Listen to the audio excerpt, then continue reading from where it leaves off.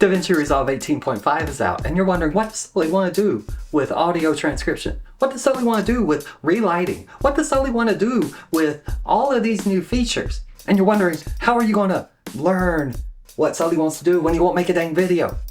I don't know. But I have a GH5, and I'm in that weird 4:3 format. And I thought, relighting. Yeah, let's do relighting. And let's make this tiny little spot that I'm in, like, holy cow, it's so small, into a regular, let's do this into a virtual studio maybe. I think it's pretty good. So let's use Relight to make a virtual environment so that my talking head video doesn't just have me being me, which I don't know how much fun that is, but here we are. Let's get to it. Hey everybody, good to see ya. What you see on screen right here is a GH5 that is shooting in its open gate format, and I'm shooting at the middle level open gate and not the high level because I want 3K and not 5K footage, because 5K footage is hard to edit for me.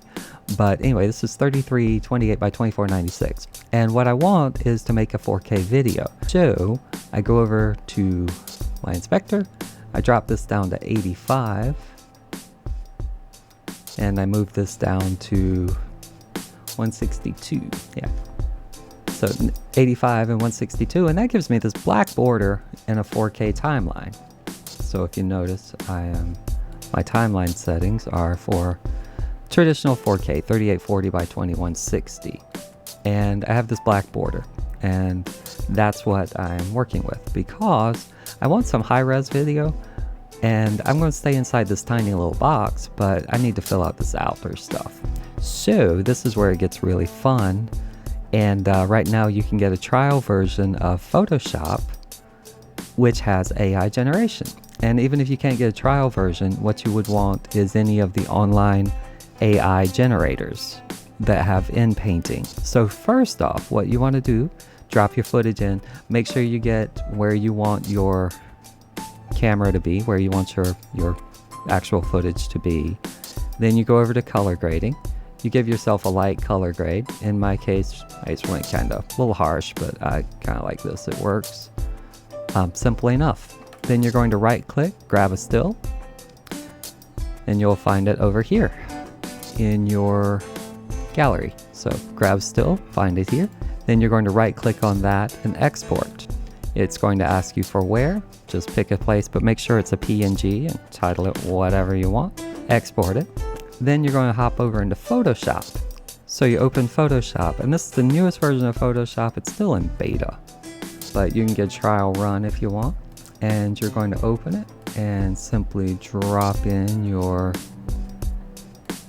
new file. You want to make sure your canvas size is set to 3840 by 2160, and you end up with this, and that's cool. All right, all you have to do, rectangle, you want to drag a box around, and what you're aiming for here is to get somewhere. What I normally do is drag a box, make sure I'm inside of the actual frame, because you want some of the color information to be in this frame so it's a smooth transition. So that's the easiest way I can tell you to do that, is just make sure it is a smooth transition. Otherwise, if it doesn't have any of this color information, it will generate some weird results. So once you do that, you're going to come down here and you'll see generative fill. Before you do that, you're going to invert your box. Whatever you do, make 100% sure your box comes all the way to the bottom. When you do this, make sure you have the box drawn all the way to the bottom. Otherwise, you're going to get a line of pixels at the bottom that's going to really screw with your video. So anyway, you're going to invert, and you'll see it highlights all of the extra stuff. And you want to make sure that the pixels all have some color information in the new area, and that looks dark, but right there you can see. So yeah, you just want to make sure I can't stress this enough. Obviously I'm stressing it, but I cannot stress this enough. Make sure you have some color information inside of these pixels. Now, generative fill, I wanted to add a lamp, so I said add lamp to right side. And that's all I said. And I even misspelled right side, which is fine. I even misspelled right side. I hit generate. This is real time, by the way, along with my OBS recording. And it is local, so this is from my computer on OBS recording. And it's just going to generate. And it's going to add a lamp. Well, I don't like that lamp. That lamp's horrible. So it add another lamp. That lamp looks realistic with the light blasting in because that's about where my actual light source is. That lamp sucks. I have done this many times. So I have floor lamps, I got other lamps, other lamps, other lamps. I even, by the way, I did want to show you, if you do not catch color information, this is what you get, some weird stuff. Disable layer mask. So it'll generate just a floor lamp. So when you make those pixels, that's why I'm always saying it's very important to make those pixels. Otherwise it has no color information to create for you. So what I ended up with after many generations is this very simple, this iteration. I like this one because it extended out the wall on this side, it extended to the top, it used the right color info. That looks a little weird, but that's not too unusual for me to have a backdrop. That's my curtains, but they extended my curtains out and they added a lamp over here. And that lamp is actually on the dark side because I have a light blasting me from this area. So that's cool. I was like, yay, I like that. That looks good enough for me. Good enough for me. So when you get something you like, and you can generate this as many times as you want. If you notice, I did a bunch, a whole bunch. I'll try again actually. But if you notice, I did a bunch. And when you do this, unfortunately, it becomes addictive because every time you think, you can add as much or as little detail as you want. Every time you do it, you'll get something different, something cool, something not cool. You can say add a cat if you want something funny. Oh, or you can leave it blank, a dot. What it tries to do is figure out what you want and it will generate what it thinks you want. Sometimes it is hilarious, shall we say. I said add a cat and this is probably going to be a mistake. So yeah, I get a cat with a string on the other side, because why not? Or I get a big cat, or I get, aw, I had a cat that looked like that. But anyway, yeah, it'll add a cat or add a dog. You can type gibberish. If you type gibberish, it's going to give you gibberish, but it's going to be funny gibberish. I don't even know what gibberish is going to do. But what it's taking is the color information that's inside the picture of what it captured, and it's going to extend the scene to make it, in this case, gibberish. I have some blonde-haired person staring at me. That's weird. Now I look like I'm in a pretty messy studio, which is about true. Here it just made it just expanded the picture, which is great. Actually, that's not too bad. If I were doing realistic, that probably looks closest to what the real thing does. I don't know why it keeps making an orange pillow here, but that's okay. It works. So once you get the picture you like, what you want to do is click yours off. So you click the background layer off and you're left with this. This is the cutout. And if you notice, it has soft edges here. There's no feathering on my selection clip. Photoshop just does that. It makes soft edges around. And it's so it melds together with the picture. Now from here you do File, Export, Quick Export as PNG. You name it, whatever. And I do recommend you close Photoshop because it takes up a ton of memory now. Photoshop in this form takes up so much memory. It is crazy at how much memory it takes up. Drag in your picture, drag in your clip, go back over to here, drag your clip down. There we go. Yeah, you just want to drag in your clip, drag it down, and you'll notice you cannot see where that fusion is. Like right there's the edge, but you can't see it. And that's good. And there you go. Now we're on to a little bit more detailed. So that's how you just expand out. When you hit play, you stay in here. So you're going to right click, new compound clip, create. Then you're going to go to your color tab. In your color tab, you're going to see your compound clip, and that's pretty cool. Now you're going to go to the library, ignore these two things because I already did them, because this is my 8th time trying to get this video done, because this takes up a crap load of memory and I only have one PC. So anyway, Relight, you're going to drop Relight in here 2 times. So 2 times. And the way I do this, one's on the left, one's on the right. Now this is to pre-process, and that just makes everything in the world a lot easier. So you have 2 new Relight nodes. You just drop them over. On the first one, you're going to output surface map only. On the second one, for surface map, you're going to use input 2. I always connect the green from the first to the lower of the second.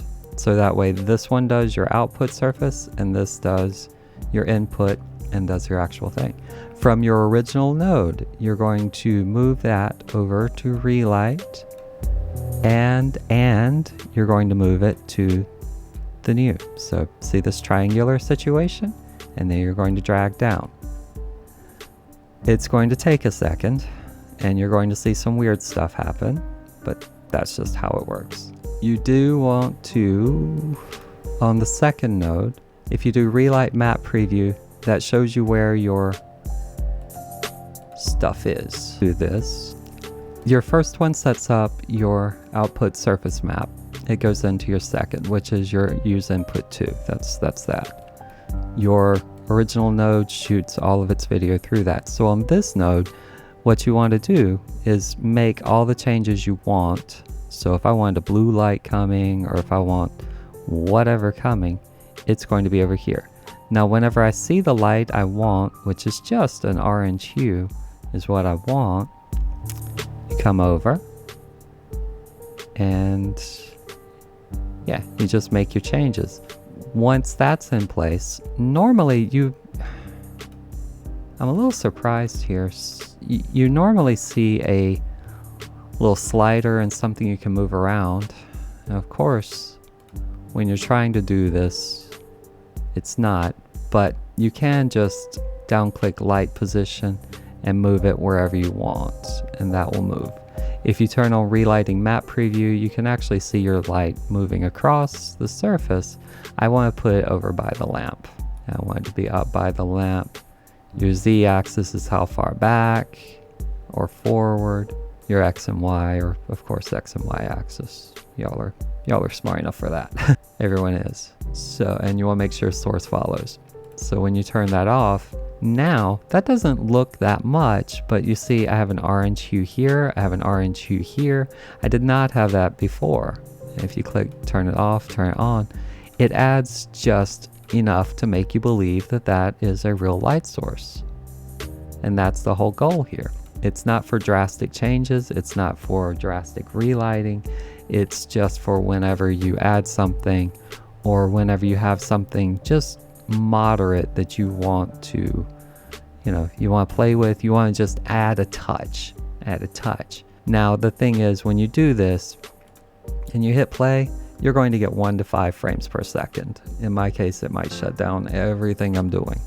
And in fact, I just restarted my recording because I've had this shut down too many times. So once you get what you like, you have the lamp, it's blown out a little bit, it just changes everything and it makes it look so much better. Now you can go back and really sell the effect back in here. What I typically do, if I want to play back, I turn off the effect because holy cow, it takes up a lot of processing power. So this is why I say you have to color grade before it looks so weird. But right now you see I have all of these adjustment clips on top. Yeah, adjustment clips are over here in effects, and they're awesome because you can make your zoom in, zoom out. My adjustment here is simply a 2/3 roughly zoom in so that I will be zoomed in. And that's pretty much how. So it makes my video look like I'm close up and then suddenly I'm not close up, and it bounces back and forth and I don't have to worry about why.